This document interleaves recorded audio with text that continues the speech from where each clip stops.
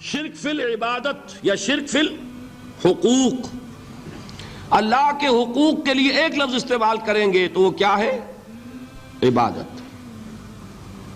وَمَا خَلَقْتُ الْجِنَّ وَالْإِنسَ إِلَّا لِيَعْبُدُونَ، میں نے جنوں اور انسانوں کو پیدا ہی اس لیے کیا کہ میری عبادت کریں۔ اب عبادت میں شرک اگر ہوگا تو یہ شرک کی تیسری قسم ہو جائے گی۔ عبادت میں شرک سے مراد کیا ہے اس کو سمجھیے۔ یہ میں پہلے بیان کر چکا ہوں عبادت کسے کہتے ہیں۔ عبادت کے دو جز سمجھ لیجئے، جیسے ایک میرا یہ جسم ہے، ایک اس میں روح ہے۔ روح نظر نہیں آتی، نظر جسم آتا ہے، لیکن اس جسم کا سارا وجود اس روح سے ہے۔ چلیے روح کو چھوڑیں، جان، جان کیا کس بلا کا نام ہے، کسی کو نظر آئی آج تک؟ لیکن یہ جان ہی ہے جو اس جسم کو قائم رکھے ہوئے ہے۔ اسی طرح عبادت کا ایک جسم ہے، ایک جان ہے۔ جسم کیا ہے؟ اطاعت، اللہ کی بندگی، ہما تن بندگی، ہما وجوہ بندگی، ہما وقت بندگی، یہ تو بیان کر چکا نا۔ اور روح کیا ہے؟ محبت، اللہ کی محبت۔ اطاعت جبر سے کی جاتی ہے تو وہ عبادت نہیں کہلاتی۔ انگریز کی اطاعت ہم کرتے تھے نا، لیکن کیا عبادت کرتے تھے؟ بات سمجھ میں آئی؟ اطاعت تو کر رہے تھے، عبادت نہیں۔ عبادت اس اطاعت کو کہتے ہیں جو کسی ہستی کی محبت سے سرشار ہو کر ہما وقت، ہما تن، ہما وجوہ کی جائے۔ تو جسد ظاہری کیا ہے عبادت کا؟ اطاعت۔ اور روح کیا ہے؟ محبت۔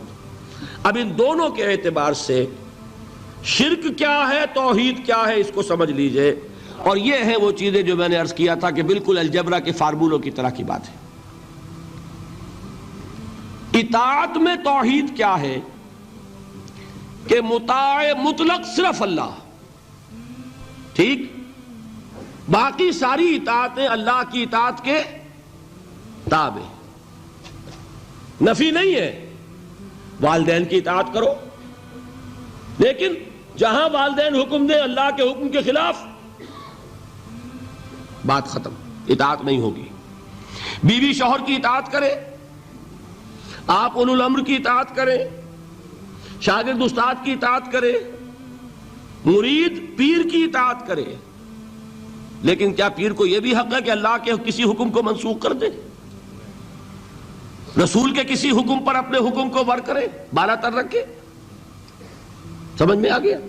اصول کیا ہے کہ اطاعت مطلق، unconditional, unlimited obedience is due only to Allah. All the other obediences are limited by His injunctions. اس کو حضور نے کیسے بیان کیا؟ لا طاعت لمخلوق فی معصیت الخالق۔ مخلوق میں سے کسی کی اطاعت نہیں ہوگی جس میں خالق کی معصیت لازم آ رہی ہو۔ جہاں اللہ کا کوئی حکم نہیں ہے آپ میرا حکم مان لیجئے، یہ شرک نہیں ہوگا۔ جہاں اللہ کا حکم ہے اس کے خلاف میں حکم دوں اور آپ مان لیں تو یہ شرک ہو جائے گا۔ بات سمجھ میں آ گئی کہ نہیں؟ اب اس کو اپلائی کیجئے۔ ایپلیکیشن بالکل انڈیویجول لیول پر کیجئے۔ پہلے اللہ کا حکم کیا ہے؟ فجر کا وقت ہو گیا، نماز پڑھو۔ نفس کا حکم کیا ہے؟ سو۔ آپ نے اطاعت کی نفس کی، آپ کا مطاع کون ہوا؟ نفس۔ اور اللہ کی معصیت میں ہوا کہ اس کے حکم کے تابع ہوا، تو آپ کا نفس کیا بن گیا؟ آپ کا خدا، معبود۔ یا غلطی ہے اس میں کوئی؟ اس شرک کو پہچانیے ذرا، کون بچے گا اب؟ بات سمجھ رہے؟ اگر تو وہ فارمولہ صحیح ہے تو پھر یہ اپلائی ہو گیا۔ اب آپ کے اندر اتنی ہمت ہونی چاہیے، یا یہ سوچئے کہ فارمولے میں غلطی ہے. You can refer back. آئیے دوبارہ دیکھیے فارمولہ صحیح ہے. لا طاعت لمخلوق، میرا نفس مخلوق ہے کہ خالق ہے؟ مخلوق. میں نے اپنے نفس کی اطاعت کی اپنے خالق کی معصیت میں، تو میرا مطاع کون ہوا؟ نفس. جو مطاع ہے وہی معبود ہے. میرا معبود کون ہوا؟ نفس. اس کو کہتے ہیں مولانا روم نفس ما ہم کم ترس فرعون نیست لیکن اورا عون ایرا عون نیست. میرا نفس بھی فرعون سے کم نہیں ہے. فرعون نے کیا کہا تھا کہ یہ مملکت میری ہے مصر کی، یہاں میرا قانون چلے گا. الیس لی ملک مصر، کیا مصر کی حکومت میری نہیں ہے؟ میں نہیں جانتا کون اللہ کون رسول، کیا حکم صحیح کیا غلط، میرا حکم چلے گا.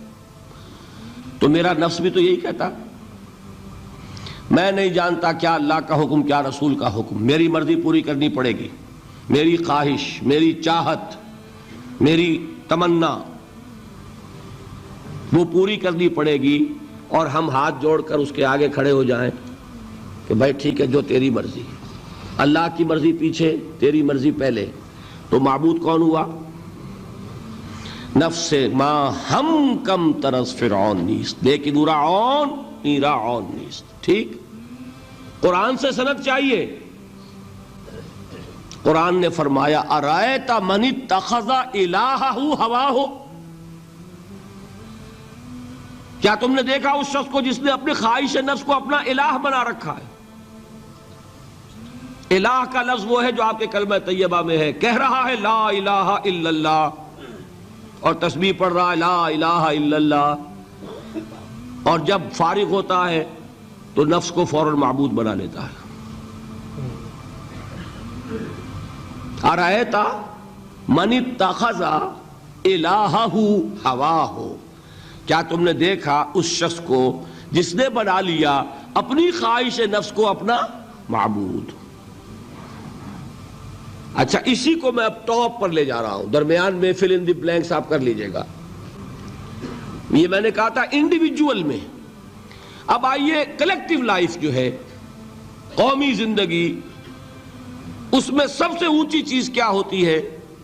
کسی بھی ریاست کا دستور. دستور میں کیا بات طے ہوتی ہے؟ اولین کہ حاکمیت کس کی ہے. ٹھیک. اگر آپ نے کہا جمہور کی حاکمیت ہے، کسی نے کہا فلاں خاندان کی حاکمیت ہے، کیا ہوا؟ یہ ہوا کہ نہیں؟ گھبرا کیوں رہے ہیں؟ پکڑے نہیں جائیں گے. بات تو صحیح کہیے. قرآن کیا کہتا ہے؟ ان الحکم الا للہ. قرآن کی آیت ہے کہ نہیں؟ یہ نہیں ہے کہ تمہارا کوئی اختیار نہیں، تمہارا اختیار ہے، تم قانون سازی کر سکتے ہو، but within the limits of the injunctions of the Quran and the Sunnah. اگر تم نے حاکمیت مطلقہ کا دعویٰ کیا، جو چاہوں حکم دوں، جو چاہے ہم قانون بنائیں، تو یہ حاکمیت مطلقہ ہے، اور یہی اس دور کا سب سے بڑا شرک ہے. قبر پرستی کا شرک سب کو معلوم، یہ شرک نہیں معلوم. جمہوریت ان اس ایسنس اس دنیا کا سب سے بڑا شرک ہے اس دور کا. Human sovereignty in any form, individual ہے تو شرک، اگر وہ پاپولر سوورنٹی ہے تو شرک. کوئی فرق نہیں واقع ہوتا. اقبال نے ایسی باتیں جو کہی ہیں وہ اصل میں اس دور کے شرکوں کو پہچانا اقبال نے، اس لیے کہ اس دور کے فلسفوں کو علماء نے پڑھا نہیں.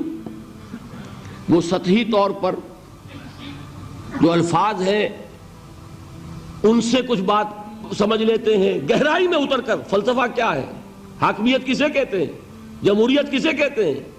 جمہوریت is popular sovereignty, know limits. جو بھی لیجسلیٹو اتھارٹی ہے، عوام کے نمائندے جو قانون چاہے بنائیں،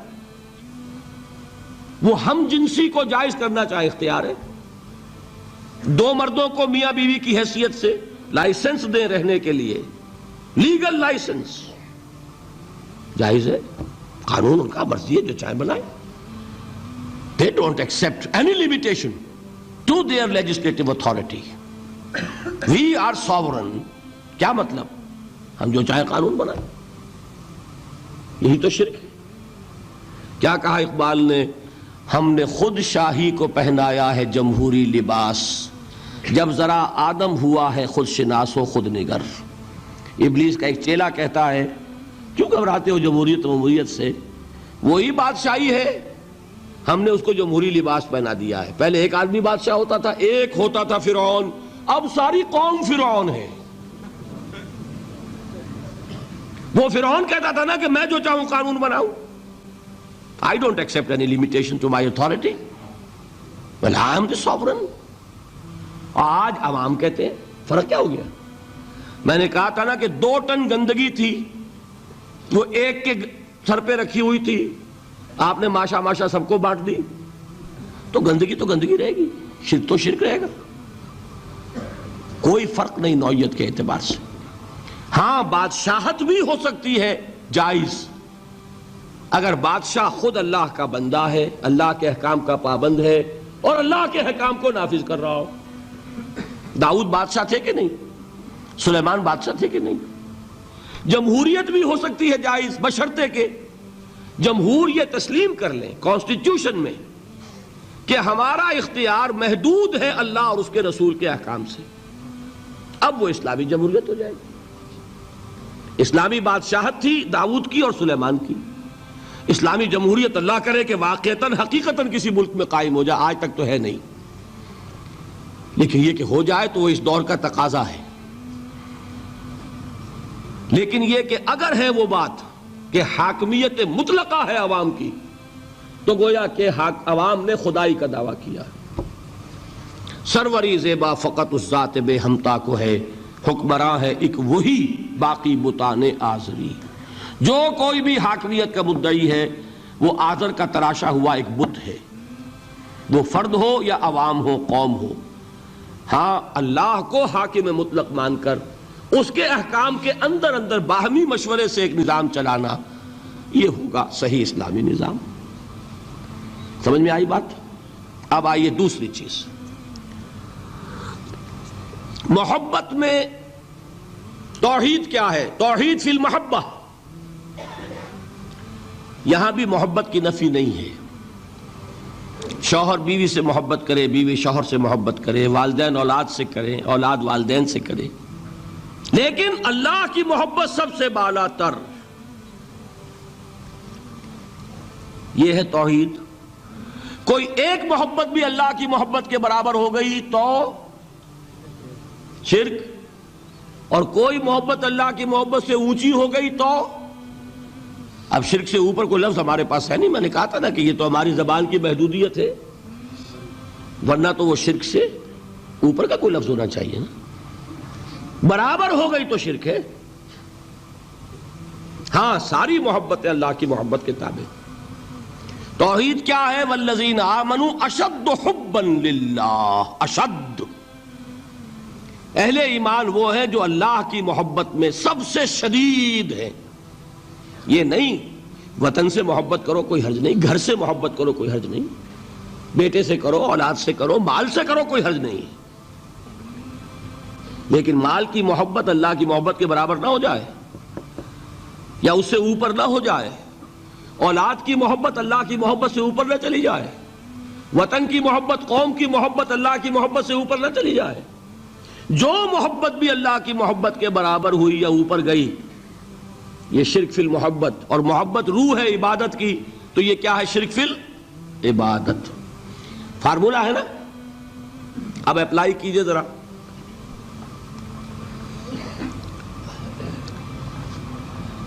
آپ کو معلوم ہے کوئی شے آپ کے لیے لینی حرام ہے، رشوت ہے کوئی پیش کر رہا ہے، حرام ہے، لیکن مال کی محبت کے ہاتھوں مجبور ہو کر آپ نے لے لی. محبوب تر کون ہے، اللہ یا مال؟ نہیں، اس معاملے میں کون ہے؟ وہ تو مال ہے نا. مشکل ہے، ماننا مشکل ہے. وہ تو چاہتے ہیں شرک کے موضوع پہ تقریر ہو تو بس وہی 2-4 مسئلے جو ہیں انہی پر دھواں دار تقریر ہونی چاہیے، ہمیں کوئی نہ چھیڑے. براہیمی نظر پیدا مگر مشکل سے ہوتی ہے، ہوس چھپ چھپ کے سینوں میں بنا لیتی ہے تصویریں. باہر کے بت آپ توڑ دیں گے، یہ اندر جو بت خانہ آباد ہے اسے کون توڑے گا؟ مال محبوب تر ہو گیا اللہ سے تو آپ کا معبود حقیقتاً کون ہے؟ مال. آپ کو کیا کہا جانا چاہیے؟ زر پرست. دعویٰ کیا ہے؟ خدا پرستی کا. حقیقت میں ہے زر پرست. اور اگر دلیل چاہیے تو حضور کا فرمان تعس عبد الدینار وعبد الدرہم، ہلاک ہو جائے یا ہلاک ہو گیا درہم و دینار کا بندہ. کون ہے درہم و دینار کا بندہ؟ جس کے لیے درہم و دینار اتنے محبوب ہو جائیں کہ وہ اس کے لیے اللہ کے احکام کو توڑ دے. تو وہ کس کی بندگی کر رہا ہے؟ دولت کی. نام کیا ہے؟ عبد الرحمن. حقیقت میں کیا ہے؟ عبد الدینار. نام تو رکھنا آسان ہے، ماں باپ نے رکھ دیا. یہ محمد فرما رہے ہیں صلی اللہ علیہ وسلم عبد الدینار و عبد الدرہم. درہم و دینار کا بندہ، اور لفظ عبد. ٹھیک ہے، اب اپنا جائزہ لے لیجئے. اللہ تعالی ہمیں توفیق دے کہ ہم اپنے اندر جھانکیں کہ شرک کون کون سے ہے، کہاں کہاں ہے. ہوس چھپ چھپ کے سینوں میں بنا لیتی ہے تصویریں.